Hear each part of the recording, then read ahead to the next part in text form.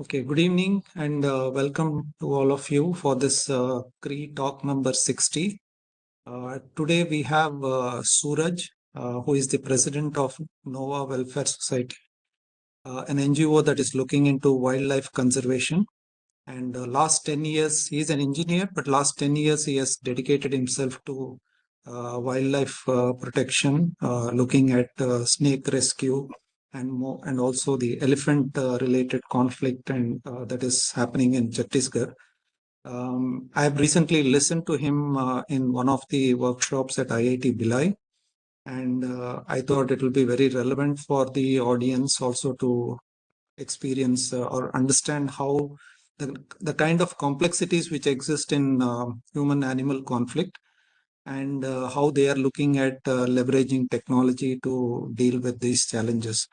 So this is again a very relatively new domain in the CRE talk, but a very exciting area, especially for getting a deep understanding of the context and spending time in the forest, spending time with the government officials, spending time with the villagers, and to really understand the local context. That is something he has done extensively. And it will be great for us to hear from his experience in this. With this short background, over to you, Suraj. So you can make the presentation, maybe last 10-15 minutes, you can open it up for discussion. Okay, sir. Over to you. So, good evening to respected experts from various fields, and my very special thanks to Dr. Dheer sir and Dr. Dheeraj sir, who allowed me to present my views to advocate for elephants in front of this technical team. One suggestion, you can just hide that button. There is a hide option. You can just click on that. Okay. Yeah. Thank you, sir. So, my topic is paddy to pachyderms. Paddy, we all know, we are very well used to see in our plates. But what is pachyderms? Pachyderms is a word that is used for elephants, a gentle giant and intelligent animal, an animal with strong social bondage and memory, uh, much above humans. We humans have 1 kg of brain, and elephants have 5 kilos of brain. So they have much heavy and much complicated brains as compared to humans. So before going into the topic, I would like to I like to create a background for you to understand this problem, where it has started, how it has started, what it is about. So basically, before elephants, we have to understand the human-wildlife conflict. It is a word. Usually, humans and animals, they used to encounter with each other since ages. But in recent years, these encounters led to negative results, such as loss of property, livestock, livelihood, and even lives. And when such encounters led to negative results, we call this as human-wildlife conflict.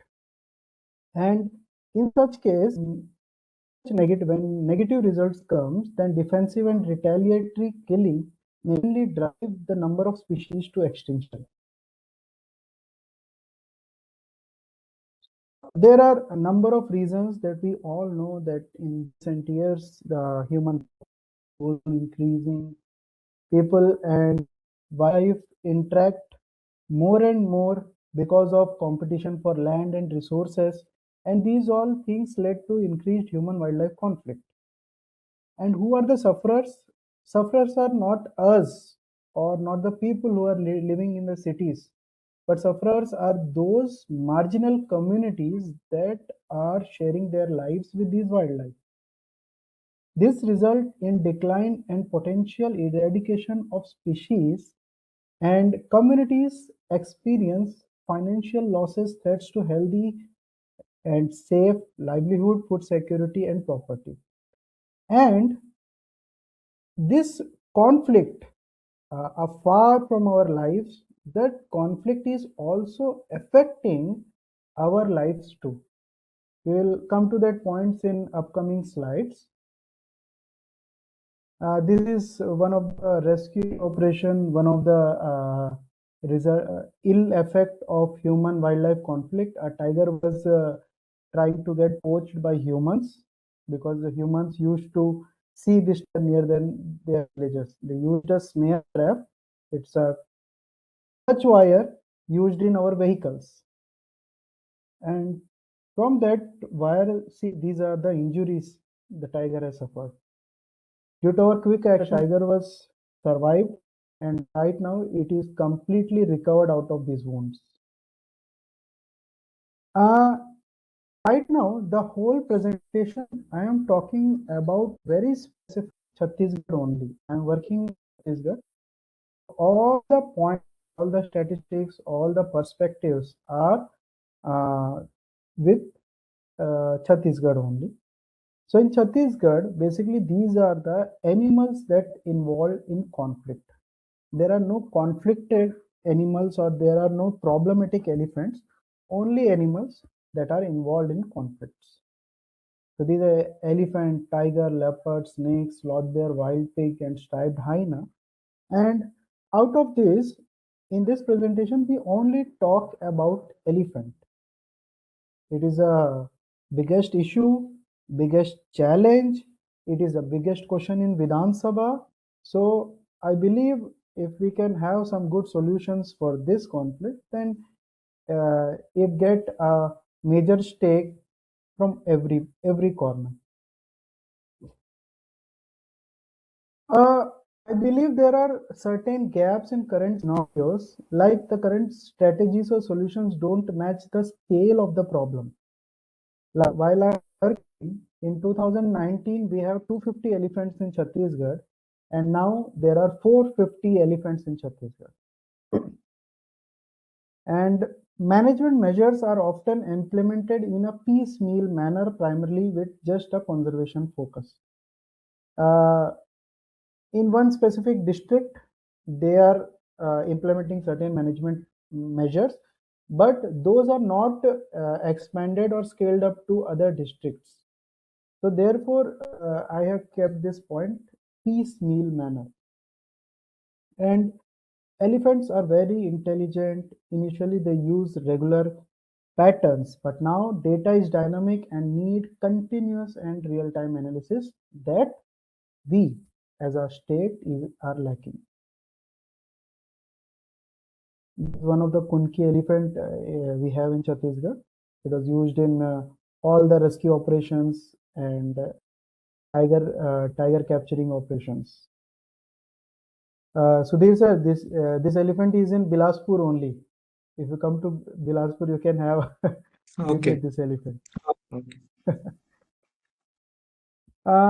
About elephant, as of 2018, global Asian elephant population is 48,000 to 51,000, of which India is home to 30,000 elephants. That is 60% of world population. And a brief history about Chhattisgarh. Before 1920, we have elephants.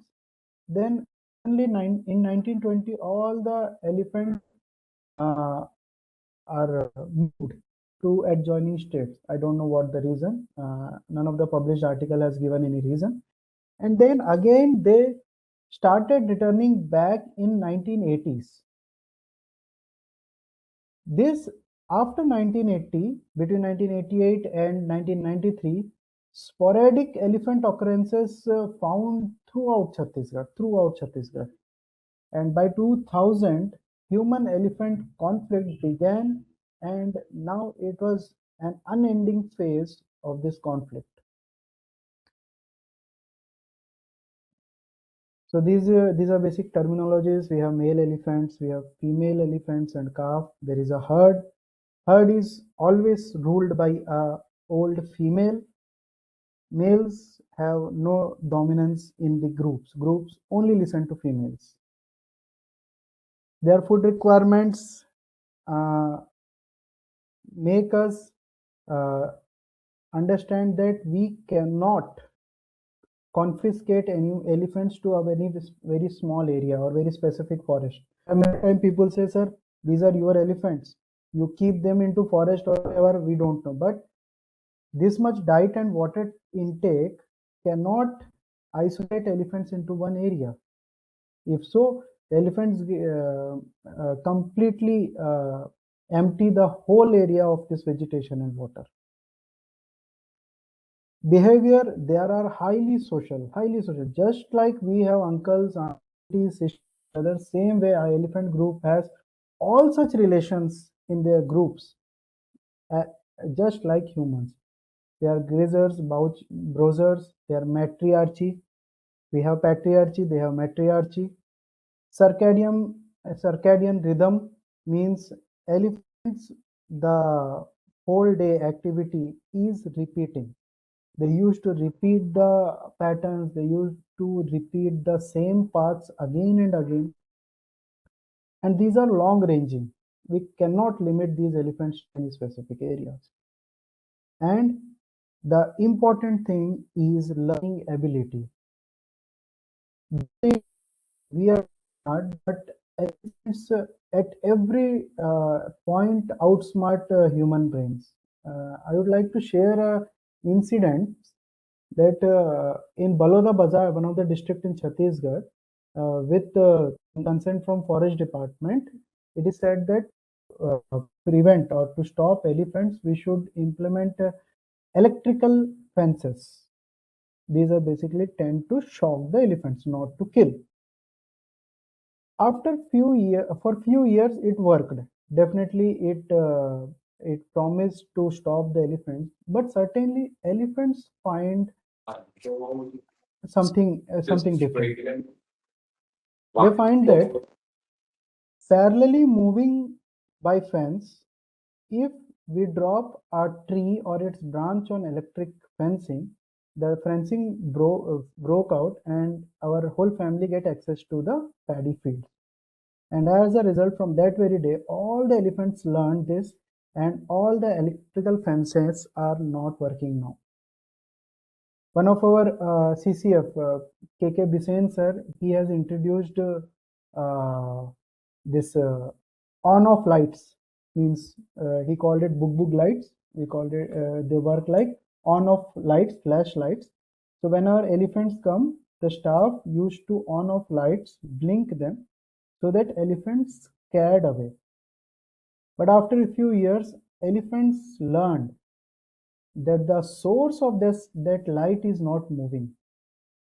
So right now, all the staff are said not to use that technique. Otherwise, elephants, instead of going away, they came to the source, that is human who is handling the torch, and they kill.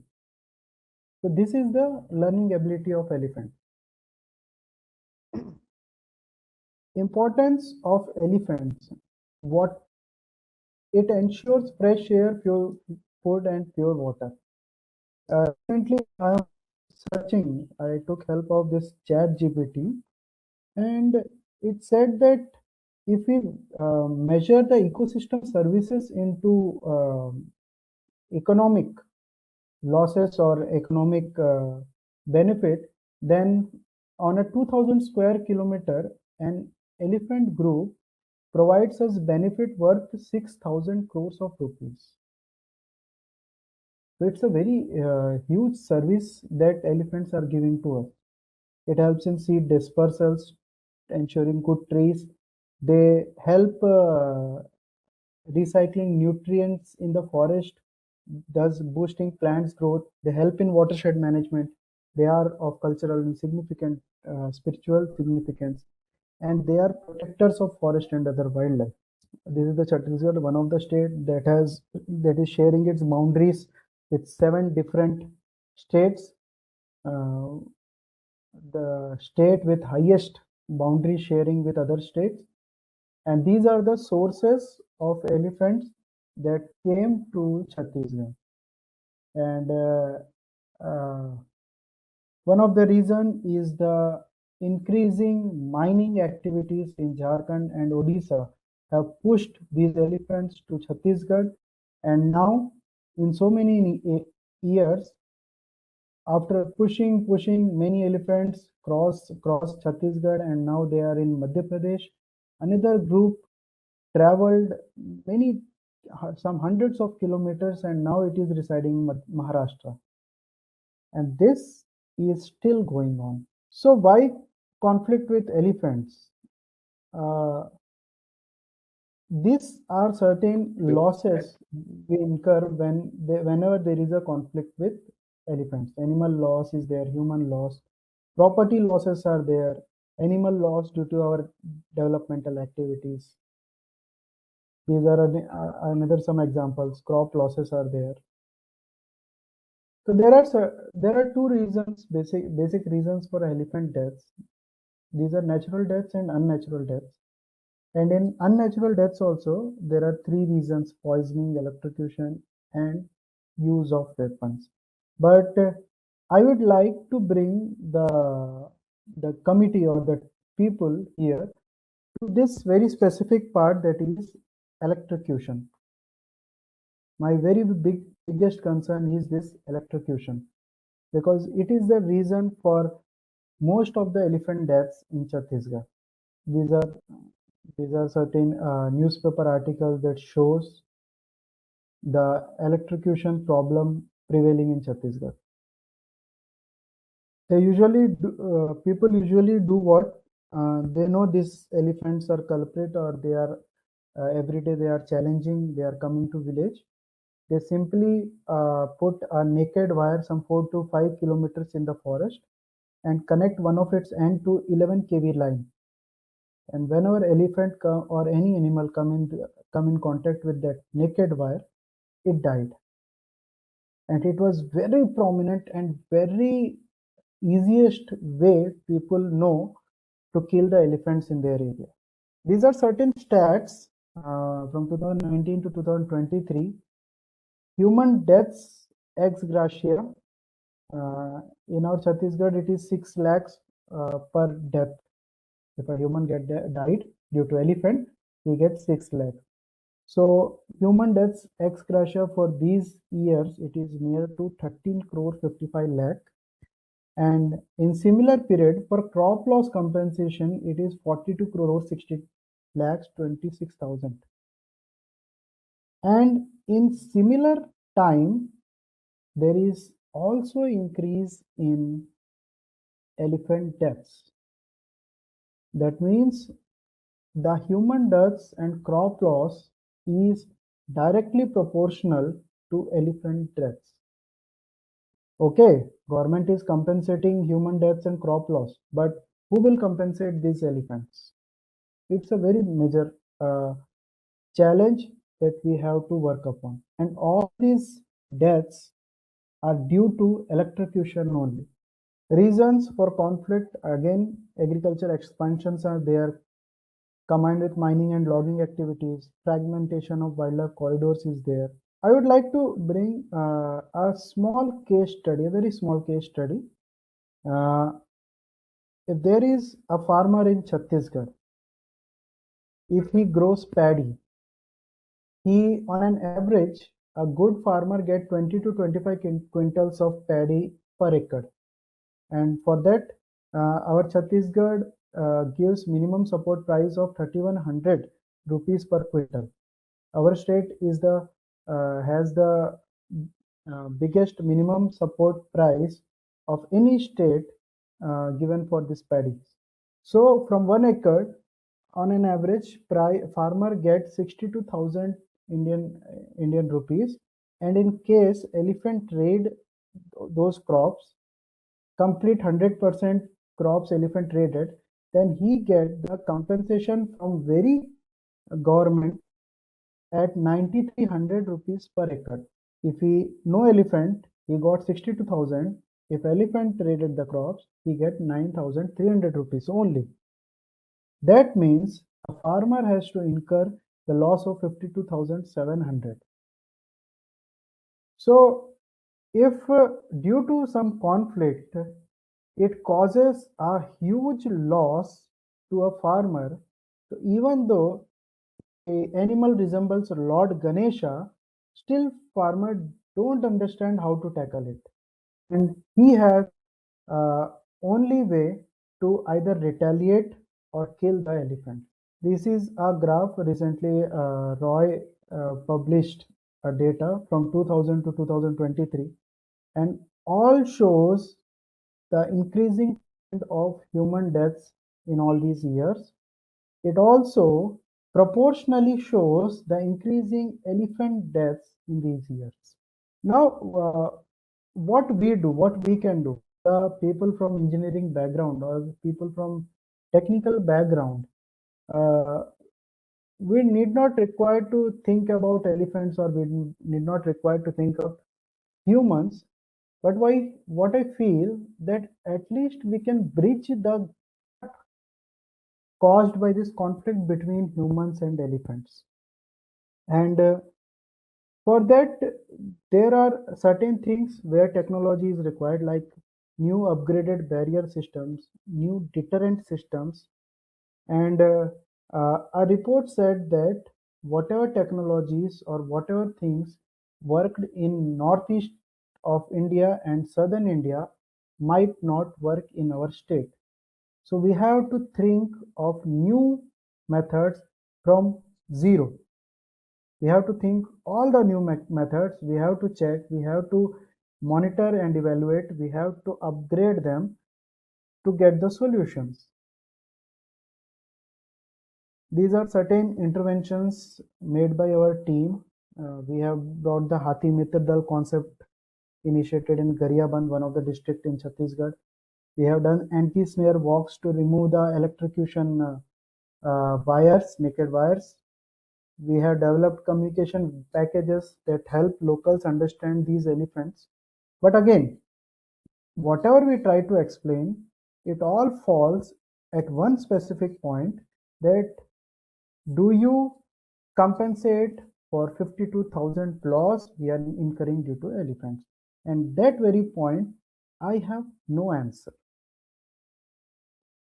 By the time, we also collect data on conflict cases, and we develop profiles for training of AI. What is this profiling? Like humans, it's in every community, in every society, not every human is culprit, or not every human is good. We take decisions based on their behavior. Okay, this person is very good, we can have good relationships with him. Okay, this person is gangster, we have to keep distance from them. Similarly, not every elephant is same. Some elephants are good in nature, good by nature, and some elephants are thieves. They come at night, broke into houses, um, take the crops, and vanish at the night only. And in morning, whatever elephants are moving there, they become culprits, and people take the revengeous actions towards those elephants. So here we do the profiling to understand which elephant is good, or which elephant we need to intervene with. Then we have policial advocacy at government level. I am the member of State Wildlife Board, and we also work on climate change models with various data sets collected from our specific Chhattisgarh. This is one of the rescue of baby calf elephant. Our areas of interest in which I want technological interventions is, instead of doing this profiling and understanding the behavior of elephants and interpreting, I want to use AI and image processing in individual identifications of elephants. Here, I need technological intervention. Then, elephants communicate in those wavelengths that are not audible to humans. In 2019, we rescued a calf. It was a very big hole in its mouth. So for 15 days, we have rescued it. We cleared the wounds. The wound get completely healed, but suddenly their elephant group that was some 50 to 20 kilometers away, they came to rescue that elephant. And this is because it has raised the calls in the wavelengths that are not audible to humans. And as a result, we were unable to prepare for this issue. So here I would like again another intervention in use of acoustics that help us communicate with elephants or help us understand the elephant behavior. Then we use thermal drones to monitor elephants. Again, manual labor is there. Our team is always trying to take the drones, get into the field, and with the help of drones, we take the elephant pictures and elephant movement patterns. So this is another important aspect where technological interventions are required. And one of the major challenge forest department is facing to detect 11 kV electrocution wires at night. I have talked to electric department also, but they have devices that detect the naked wire some 4 to 5 meters only. And that's a very risky thing for our forest frontline staff. So we need some technologies that can detect these lines from far a distance so that we can easily remove these wires and make the ways for elephants. These are thermal drone based monitoring we are doing in elephant areas. These are profiles. We took each and every photograph from all the side of elephants. What are the key indicators that differentiate those elephants from other elephants? And recently we have, thanks to Dheeraj sir, we have presented our work in front of IIT Bhilai and asked them to extend their support in profiling. This is policy level advocacy. These are the snares and traps we removed from various elephant areas. This is electrocution wire we have removed from Mahasamund. These are sensitization programs with communities we have conducted. This is climate change modeling. Right now we had done for tigers and leopards. And we are also working on the same node for elephants also. So at the end, I would like the experts to think about early warning systems, barriers, and deterrents.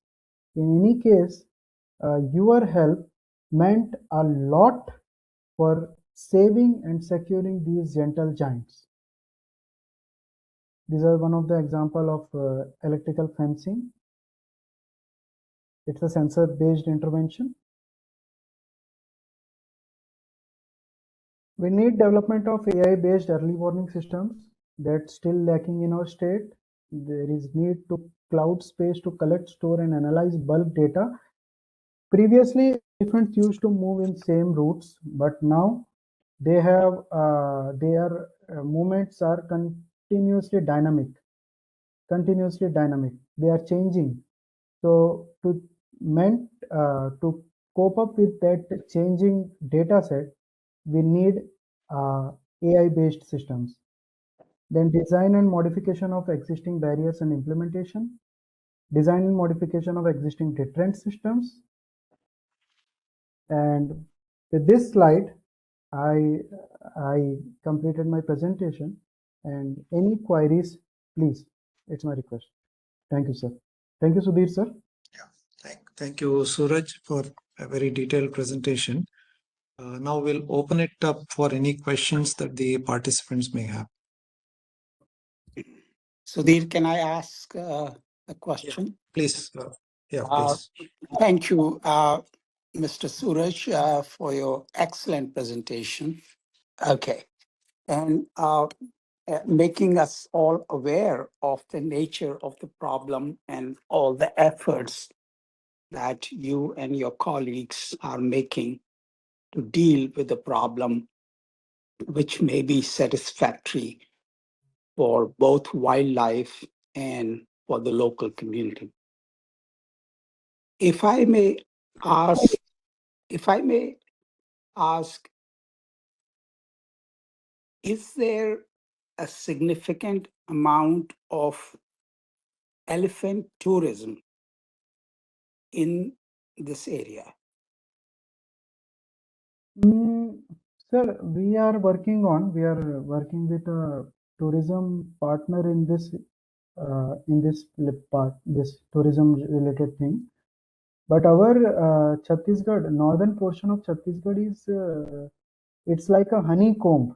At every node there is a village. So we are trying to create or make the ways in which we make the safety for tourists as well as for the local communities. Because yes, sir. Uh, uh, what I have in mind is, of course, the efforts that you and colleagues are making, I hope they succeed. Sir, But there's another approach to these efforts. And that approach I've seen that in Africa. In this approach, the, you know, well, before I go into the approach, I'm sorry, it's a longer comment. Uh, it's essentially a public good problem, what we call in economics a public good problem. The benefits that you mentioned, 6,000 crores or such number, are public benefits which are shared but not visible yes, to sir. the community. They are not aware of them. And the costs are private costs. Because if the elephant comes into my paddy field, I bear the loss. So, in such public good, private good issues, the private good always wins over the public good, even though the total value of the public good may be much larger than the private loss. Sir. So, what some countries have done is to give the local communities, local villages, a stake in elephant or wildlife preservation. Tourism is only one example of it. By developing tourism and, very important part, employing only people from the local community as guides, as guards, as hotel. Tourists will need some place to stay. They'll Sir. develop hotels. They start making money from the preservation of wildlife. And they see how much benefit the wildlife is bringing to them in form of tourism or other forms. We can talk about other forms, but I'll focus on tourism. Sir. And those benefits are going directly to the local community. And then they see a stake because they are benefiting from the wildlife. Because if there were no elephants, all that money that's coming from tourists will not come to the local community. Of course, Okay, sir. if the employees of tourism companies come from outside, not from local community, then it's not going to work. Okay? It will work only, and that's what some African countries have done. And they have been very successful. I can probably find examples of that. What is your, has this been tried out?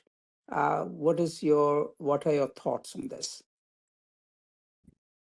No, sir, that was a very nice thought, specifically the tourism part, and I want to work on that. But, how do I share the benefit across so many people who are sharing the space with elephants is a bigger challenge coming in front of me. It's a very Employment. nice. Employment. Employment is the way to share the benefit. Employment in tourism. Definitely. Drivers, guides, guards, are these, is the forest department or whoever and the tourist industry employing people from the local community. Sir, So they acquire a stake. Oh my God, the livelihood of so many people depends on preservation of elephants. sure, sir. Has that idea been explored in Chhattisgarh? So we are only working with tourism partner, and we consider the local communities in that uh, project only. But as it is a initial phase, so we are exploring. We are exploring more and more avenues in this elephant-related tourism, sir.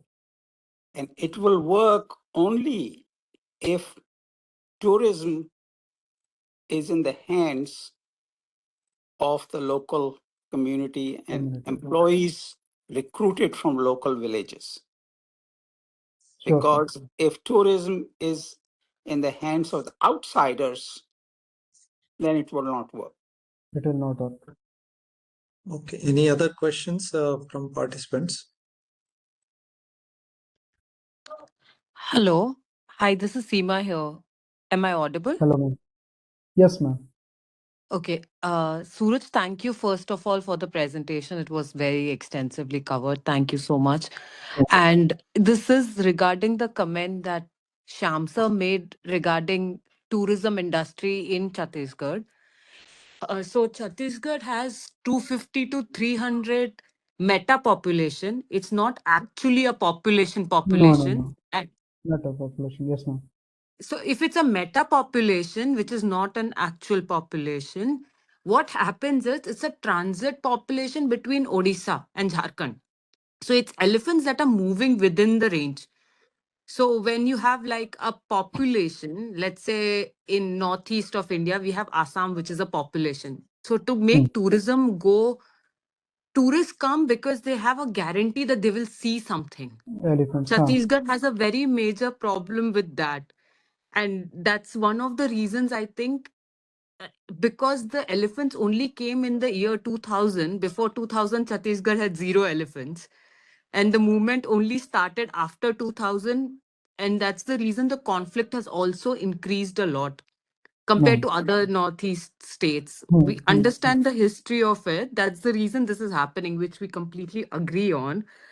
And maybe this is one of the avenue you can think about, but tourism in private lands is what something that you can look at, not tourism like maybe community tourism is what you can look into much more detail. If it works out in Chhattisgarh, it will be a, like how sir was saying, that if it's a private public partnership, but you can't make tourism inside protected areas because that isn't what Chhattisgarh will be able to provide. Hmm. Hmm. Hmm. Hmm. Why would that be the case? Why would the forest department not be willing to work with local village communities and hire people from those communities to manage this issue? So they do manage the issue, so like we completely agree that they manage the human elephant conflict. But tourism industry is like the way that I look at it, in at least in Kaziranga, where I come from. So the Ma'am, tourists don't just come for elephants; they come for elephants, rhino, tiger, XYZ. tigers. So, Elephant is yeah. and actually, to be frank, elephant is the least amount that they want to see. So elephant tourism is something that doesn't work in India because people have seen elephants all across. I mean wildlife tour. Wildlife tourism. But Is there significant amount of wildlife tourism in Chhattisgarh, and can it be developed with inclusion of the local community and employment for them so that they will acquire a stake in preservation of wildlife? That's my all I'm saying. Mm, yeah, Suraj, you can answer that. For according to me, there isn't so much of wildlife in Chhattisgarh. The elephants also are a new thing, but maybe Suraj sir knows more. Thank Ma'am, you. we have other wildlife also, but definitely, as you have said, that it's a little bit difficult to see wildlife due to lush green forest. Like in Kaziranga, I have also visited Kaziranga. There are huge grasslands where you can peacefully sit at one corner in on a tower and very easily admire the wildlife, including elephants, then rhinos on riverside and huge reservoirs. But in Chhattisgarh, definitely, as Shyam sir suggested, it need to be worked upon. There is possibility. I am not saying that there is no possibilities. There are possibilities, but we have to work upon and rethink from certain different angles, not Yes, comparable to Northeast. right. I mean, every local community and local conditions in every area will, of course, be different. What I'm saying is that this electrical wire business, 11 kV, is, in my opinion, it's a lost cause. You not only kill elephants, but you don't change the community's mind. You are that approach only makes preservation and local community enemies of each other So and fighting with each other rather than cooperating with each other. definitely, sir. Any other questions? Namaskar, sir. Rajivan here. Yes, sir. Thank you so much, Suraj, sir, for your wonderful presentation. I just have one small query. You said that Ma'am, electric wire is spread in the forest, and some 11 kV is then given, and that is what electrocutes the animals. But if this is happening, then all of a sudden there should be a trip in the power station yes, ma'am. should trip immediately. Yes, ma'am. I do not get that point actually. How can that be possible? There must be something, some other thing. They cannot leave the wire as such open. That will not work. It will trip in the power station. No, ma'am. What the poachers do, they through the use of small bamboo sticks, uh, the naked wire was uh, tied in above the bamboo stick. Okay, like Okay. this is a bamboo stick, and they tie the naked wire in top portion of the stick, and in same way it was spread to some 4 to 5 kilometers in the forest.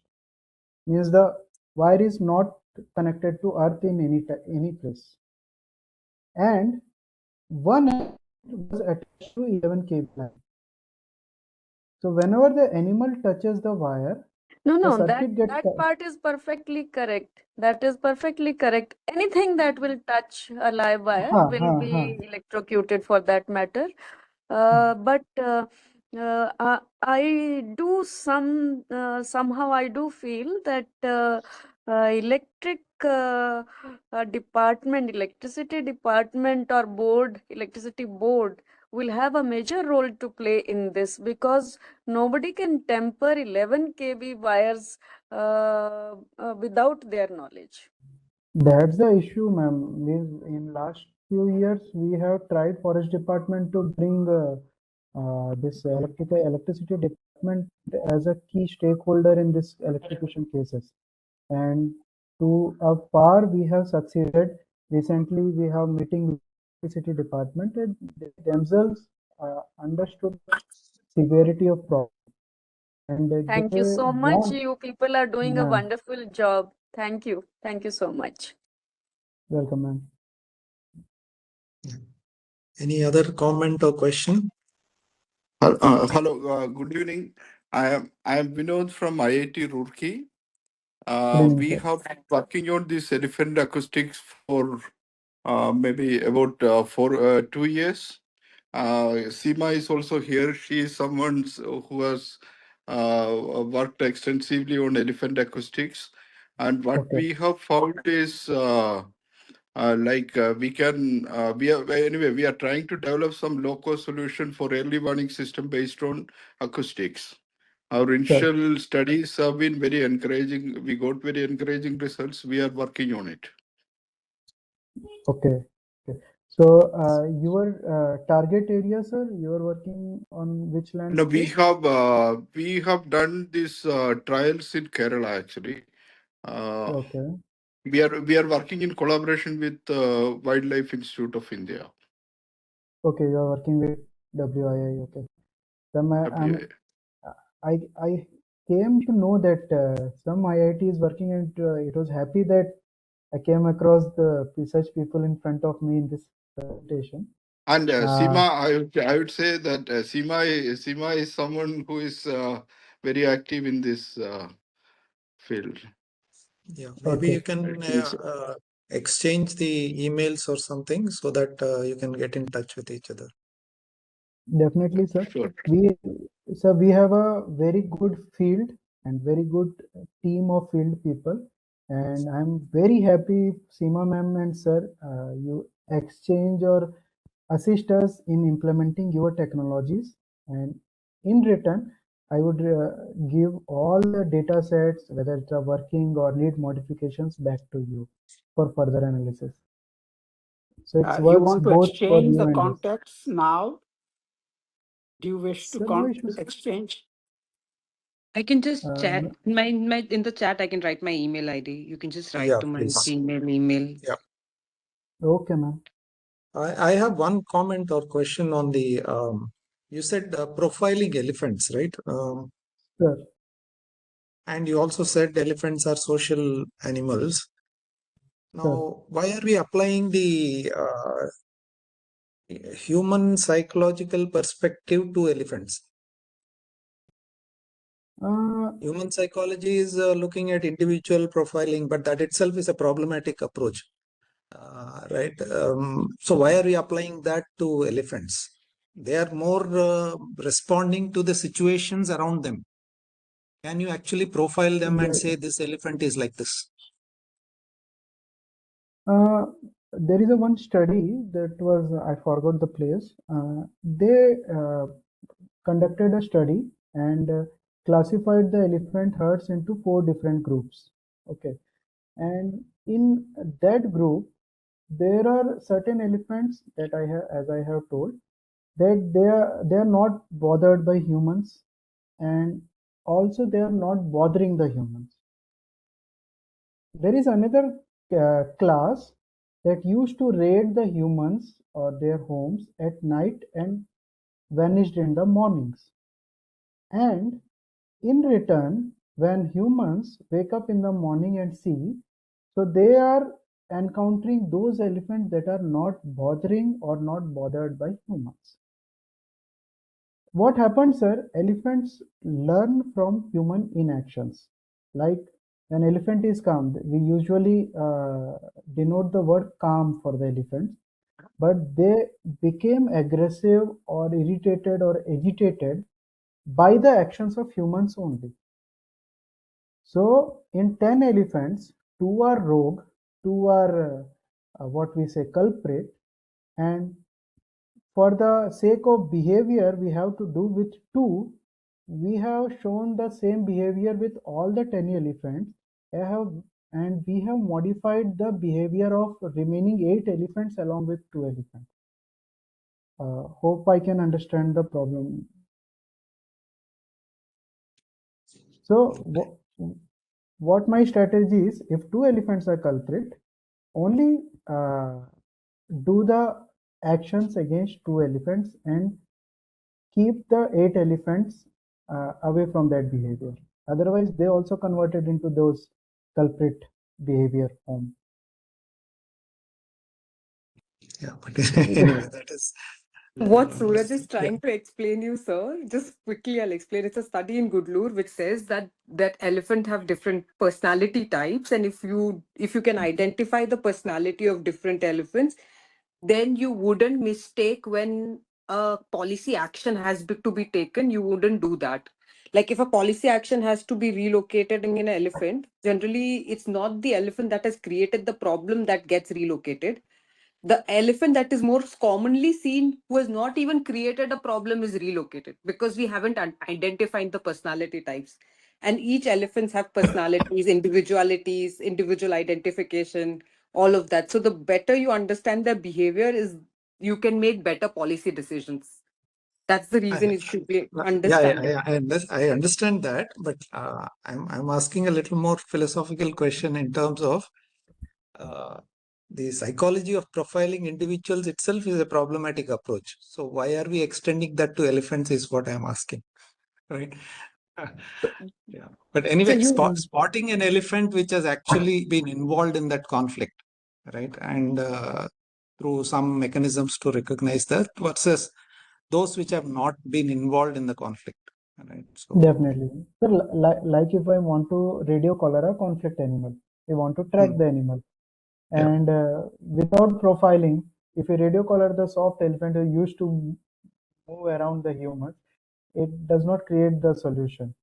Also, it drains a lot of resources. And therefore, profiling is needed, sir. yeah. May I But I ask? Thank you, think sir. you can also elaborate on that point which you made, I think, on the collar problem with the Sir. Indian elephants. Yes, it is said that in Indian elephants, the head is smaller than neck. So in our Chhattisgarh, WIA once collared 10 elephants, and in upcoming years, all the collars fallen from their neck. So there is one of the issue with collars in Indian elephants. May I ask one more question? Is there time? Sir, Yeah, please go ahead. yes, Is there a, I mean, besides Chhattisgarh, Orissa, and Jharkhand, I think there are elephants in Kerala, probably Karnataka and Tamil Nadu too. So, is there a mechanism for sharing the best practices for human wildlife conflict across the departments in these states in India? mm, I don't know about the mechanism, but definitely the good practices are shared by forest officers because our Chhattisgarh forest officers have good contacts with other officers too. And I came across a document that showcases all the best practices working upon in various states. But Wildlife Institute of India, while conducted a 3 years rigorous study, they find it that here elephants are not all continuously practicing the same patterns or doing the same things as in other states. One of the issue. Another issue is there is no clear demarcation between human habitation and forests in Chhattisgarh, sir. Like in Kerala or Western Ghats, there is a clear demarcation between forests and human habitations, so that make the policy makers create policies to push the elephants to forest. But in Chhattisgarh, there is a small portion of forest, then again village, then forest, then again village, then forest. So it is like a honeybee comb that makes it very difficult to implement those best practices here. Mm.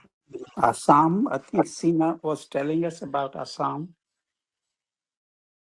But in Assam, we've been living with elephants for the longest period of time after the southern Indian states. We have also have the second largest population of elephants, which is 5,000 plus elephants. And I've been working in Assam for 10 years. We have very similar challenges because elephants are moving into landscape that they were not found earlier in. Yes, So ma'am. we have very similar challenges with electrocution and with lot of immigration that is coming up as well in Assam. So I think all across India, elephants' behavior is also changing. Earlier, there were very predictable behaviors. We used to have elephant corridors. And also there, for the best practices, there is a book that comes out every year from Project Elephant, which is this human elephant conflict mitigation plan that comes up. There is a 2010 Gaja report, which has not been implemented, but it is the best report which had ever come out in the best practices, what should be done. But we haven't implemented it. So I think more of an implementation problem than a planning problem. But yeah, that's what happens. I think all across India, it has always been that, according to my experience. I'll ask one more question if you allow me. Yeah. Has given the amount of space available and the population, has there been attempt to estimate as to what is the elephant population that can be supported with a reasonably acceptable level of conflict in each of these states, and then try to manage the level of population to this target level so human elephant conflict remains within manageable limits. As Suraj, I think, pointed out, that elephant population was 250, now it's 450. 450. And has there been an estimate of what is a supportable population or desirable target population? Is it 300? Is it 500? It is 1,000? And then try to manage it, prevent population of elephants from going up above that, much above the limit, or falling below that limit in each state. Assam, I think you mentioned, is 5,000. If 5,000 too many to be supported, or it could take more. I think that's a critical judgment to be made by the the wildlife management process. Is there any indication that that has been done? Okay. Suraj, you want to answer that first? I Of mean, course, please. my knowledge here, this question, I don't have any answer for this. And I feel, sir, like in Assam, West Bengal, people used to see elephants for since ages. So in one of the corner, they used to be get habitual with these elephants. But in our state, people are every now and then they are facing it as a new challenge, very new challenge. So for here, the definitions might get changed. But Seema ma'am, I would like to listen from you if you have some Oh, good. the elephant population is stagnant. It's stabilized at 27,000 across, I think, since it has not increased drastically, it has not decreased drastically. But if you look at human population, sir, in the last 20 years, it has, in India Okay. itself, it has just become, I don't know how many billion, I don't know the number. So it's mostly regarding human population. And the 80% of home range of elephants is outside of protected areas. So they are not inside Kaziranga or they are not inside any protected areas. They roam about outside of protected areas, and this is where the conflict is happening. So their home range is very wide, and the linear infrastructure has come up in places which shouldn't have come up. And that's the major conflict that is happening with a lot. And elephants are also changing their behavior. Behavior, They're going to definitely. Madhya Pradesh, Maharashtra, where there were no elephants earlier. Chhattisgarh, where we have no living, like in my memory itself, it has come up now. Chhattisgarh issue like that. So it is very, very recent. So the humans themselves, as Suraj was saying, they don't know how to live with elephants in this region. But I personally always feel that it is human population which is a major more culprit than the elephant population, because their numbers have been stagnant for the longest period of time. So we need But a we better family planning for humans. so we need Indira Gandhi ma'am for this. Okay, so thank you. So I think we have come to the end of the session. Thank you, Suraj, for taking time and speaking to us, and also Dheeraj for introducing Suraj to us. And also thanks to Seema for also sharing her inputs on the elephant human conflict and some statistics related to that and all the work that they are doing. So thank you all for joining this session. The next talk will be on 18th February. It is going to be by one of the mentors from the CBD program, Dr. Ashok Wankade. He'll be speaking about one of the product development experiences at BARC. So that will be on 18th February. We'll send out the link shortly on that. So thank you again. Have a nice evening. Thank you, sir. Thank you. Thank you very much. Thank Bye, sir. you. Thank you so much, Suraj. Okay. Bye-bye. Bye, sir.